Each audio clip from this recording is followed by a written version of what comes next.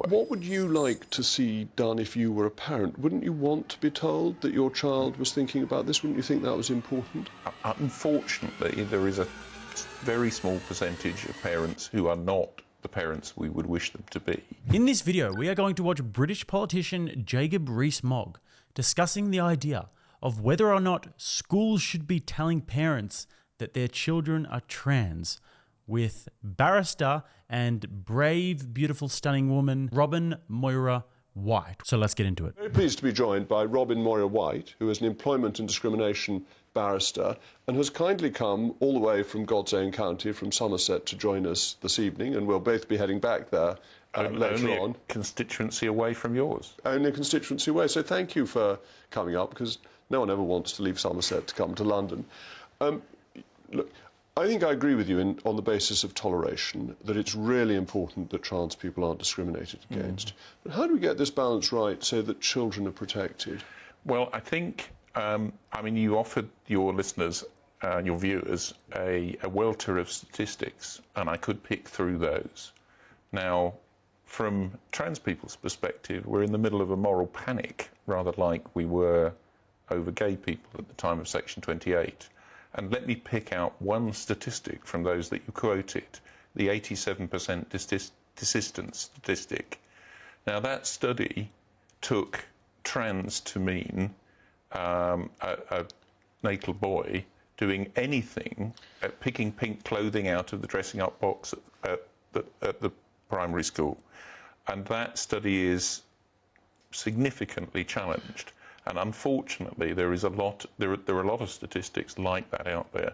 And I'm afraid to say, I've read the report, I read its introduction, and it's just full of panic. It doesn't represent the true position in our schools. Let's come back to that statistic, because I think it's very important, even if, as with any survey, it's not a figure that you can swear to absolutely. As with any opinion survey, they spoke to 1,000 people, that the worry is that if 87% or any high percentage desist, then the school should be telling parents so that, but the detransition, children can make an informed decision. That's the point. It's information, it's counselling.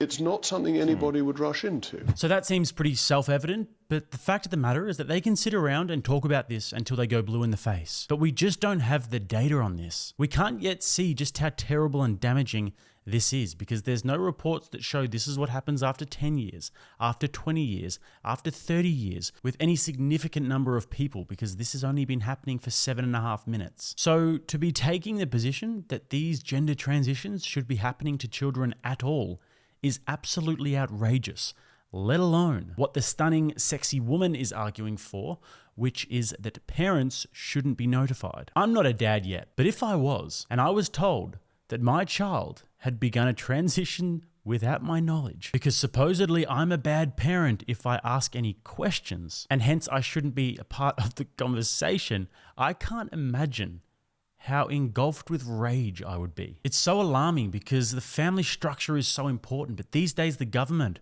want to come in and they want to impose themselves on your family more and more. And parents can't have any control over the values of their children, what they learn in school, and now what gender they are. This is demonic, scary stuff. No, I mean, forgive me, I've been through the process. You were kind enough not to introduce me as an LGBT plus person, but I plainly am. Look, you're here as an individual, and I thought it was for you, if you wanted to say that. And I am, and I make no secret about it. But hopefully I maintain a degree of objectivity. Now, the peer-reviewed statistics on detransition is 1% to 2%, not 87%. And that study is significantly troublesome. The other problem with the policy exchange study is it doesn't seem to understand safeguarding. Safeguarding in schools is about the child. Now, the vast majority of parents are loving, good parents who look after their child, would do anything for their child. But there are a proportion of students at schools, children we have to be careful with the word children because people think you're talking about 4- and 5-year-olds the whole time. And plainly, there's quite a range of ages. Yes, indeed. And this is mainly at secondary schools, and mainly be teenagers. Yeah, so, and we respect teenagers' views about themselves more strongly than we would do for much younger pupils who aren't able to make choices. Guys, if you enjoy these videos and if you appreciate me risking my channel for this type of content, then don't hesitate to chuck a like on the video and subscribe to the channel, and also check me out on Locals. That's going to be in the bio and at the top of the comments. Back to the clips.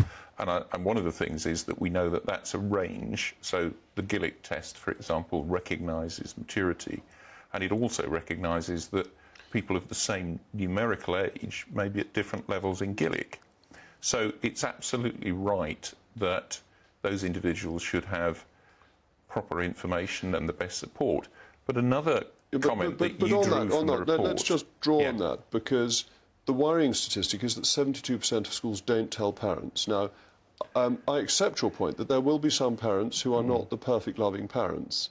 But that 72% of schools don't tell parents seems to me to be very unlikely to simply be bad parents. Guys, before we get into the next part, I want to just quickly point something out. There's been a normalization of this ideology and a normalization of these types of conversation that has occurred over the past few years. And they're having a frank, matter-of-fact conversation about it all, but let's all just come out of the fog for a second. Let's all just take a bird's eye objective look at what's happening here. What we are witnessing is a beautiful, brave, stunning, smart, elegant, sexy woman. Will you be having cake? If they have a lady's cake, then yes, but only if we are ladies, aren't we? On national television, arguing for children to be able to transition. And what's more is that their parents shouldn't be involved in the discussion because they're not morally capable of having such a profound discussion. What rules them out, you see, is that they object to the cute feminine woman guiding the gender of their child. It's for the child's safety, you see. That's why it's called safeguarding. They're keeping the child safe and guarding them from their bigot parents. And who are these bigot parents, you might be wondering? Well, any parent that says, no, you're not transitioning, you're 13, give me that phone, get off TikTok and go and do your homework. This is going to be any parent with strong religious convictions. This is going to be any parent who has a conservative worldview. These ideologues believe that children need to be kept safe from these types of parents. What the hell is going on here? I don't care what Robin does, but when you start targeting children and families, you've crossed the line. Do not even think about it. In what conceivable universe is it even remotely okay for these individuals to be making such decisions and superseding the parents? Did any of you guys agree to this? I certainly didn't. And make no mistakes, this is a slippery slope, because if the ideologues get a chance to indoctrinate the next generation, you best believe they're going to do it, as we've been seeing. Especially the resentful ones. They will take great joy in perverting the minds of children. They would absolutely love to make them hate their families and the family structure and their parents and their skin color and their country and their history and all the rest. Resentment is a very dark force and misery loves company. Now onto the part where they discuss the report in question, and I'm going to show you that report straight after. Okay, while being told. And I read the number, and I looked at the report and thought about what the report says, but that includes young people who've already told their parents. So it doesn't include that. The report uses that number, but it doesn't. But how does the school know this? Surely any good school is communicating with parents. That's the job of a school, is to be in touch with parents. That if a child is thinking of doing this, it's a really important decision. It's more important than deciding which GCSEs you're going to do, and the school will be communicating with parents about that. I went to Somerset's last county grammar school back in the day, and I'm still regarded as an old pupil of that school. And they dealt with a transition some years ago, 4 or 5 years ago, and asked me to speak to the staff, and I followed that issue closely. Now, that was an issue where the parents came to the school and said, our child has made this decision, we support their decision, and we'd like them supported at school.